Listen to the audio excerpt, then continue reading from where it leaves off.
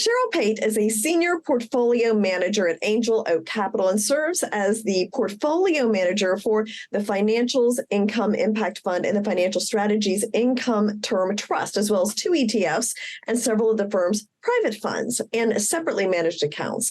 Now, Cheryl has nearly 2 decades of investment experience and primarily focuses on investment research and management across the firm's financial sector focused strategies. So, Cheryl, great to have you here. I'm looking forward to our discussion about banks. It's been quite a year for the banking sector. It certainly has. So let's start with just your overall view. Of course, we went through all the volatility in March. We saw the failures of some banks. How do you see banking right now? Yeah, we're actually very bullish on the banking sector today. I think when we step back, and clearly it's been a volatile several months here, starting with the failures of Silicon Valley and Signature Bank mid-March. But as we've now been through a couple earnings seasons post those failures, we're pretty positive on the sector. If we step back and think about what has happened since then, I think number one, a lot of the contagion risk fear has faded. But separately from that, we are also in a different place in the rate environment. We're pretty near or at the end of the Fed rate hike cycle. And again, we've seen bank earnings, I think, have been very resilient. We've seen, yes, some increases in deposit costs, but largely managing through some of this volatility and liquidity concerns, and credit is holding in well. So we've seen bank equities have started to recover. We've seen issuance from the large and regional banks. And I think more importantly, we're also seeing a resurgence of M&A, which we think will be a big theme in 2024. Okay, I want to talk to you a little bit more about that in a second, but do you see any regulation changes either as a result of the regional bank situation we went through or anything else? I do expect that there will be tighter regulations that come out of the back of this. And sort of at the same time here, we've had, discussions around the Basel III endgame for the larger banks. I do think, at the margin where we expect the biggest change will be the regional banks, the sort of 100 billion to 250 billion cohort. And that's where regulations were lightened to some degree over the past several years. And again, that's where we saw, some of the volatility and concern. So what do we expect going forward? Higher capital levels, higher liquidity levels, and all of that is good for the safety and soundness of the banking sector, but also really good for investors in bank debt. Mm-hmm. And we will be getting bank earnings coming up here as the earnings season starts to come through. And what should we look for? What would be the key things that you think are important in those reports? Yeah, I do think it's going to be really important to focus on, number one, I think the deposit betas are still going to be the biggest question going forward.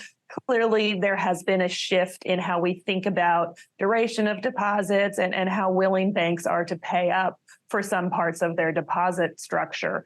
So that's, number one topic that all eyes will be on.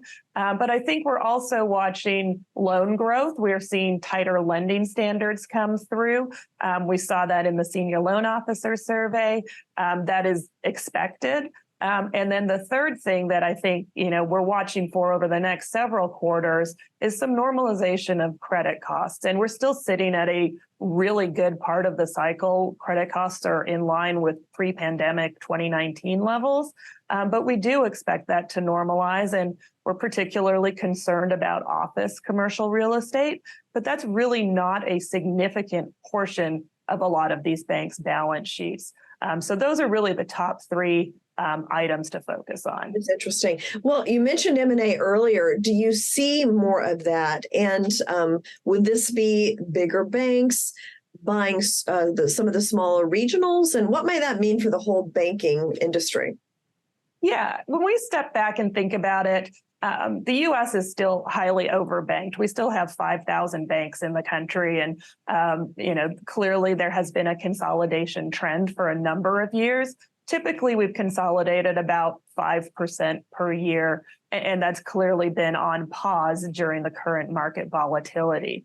Now, if we're talking about a tougher earnings growth environment and higher regulation costs, that's going to weigh in on how banks think about consolidation, which typically is done for cost save purposes. You're typically able to extract significant cost savings from the consolidation with another bank. Now, I think there will not be a lot of regulatory willingness for large bank consolidation. And that's been, a theme for several years. But where we do think it'll be the most prevalent is probably at the large end of the community bank scale and into some of the regional banks that are really going to be most impacted by higher regulatory costs. So that's really where we expect a pickup as these costs come through over the next several quarters. And it is typically, a somewhat smaller bank being acquired by a larger bank. We've also seen a lot of mergers of equals in recent years, and we may see that theme reemerge as well. And what about opportunities in banks for investors out there? Yeah, I think, in our minds, the greatest opportunity set today is in bank debt.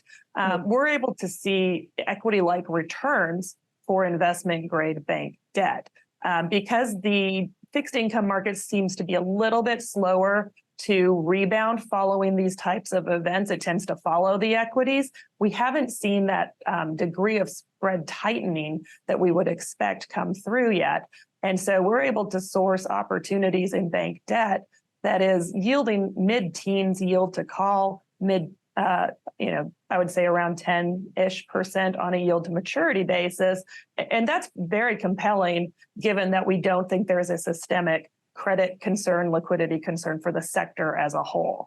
Okay, very interesting. Well, Cheryl, thank you so much for sharing your insight. Thank you so much.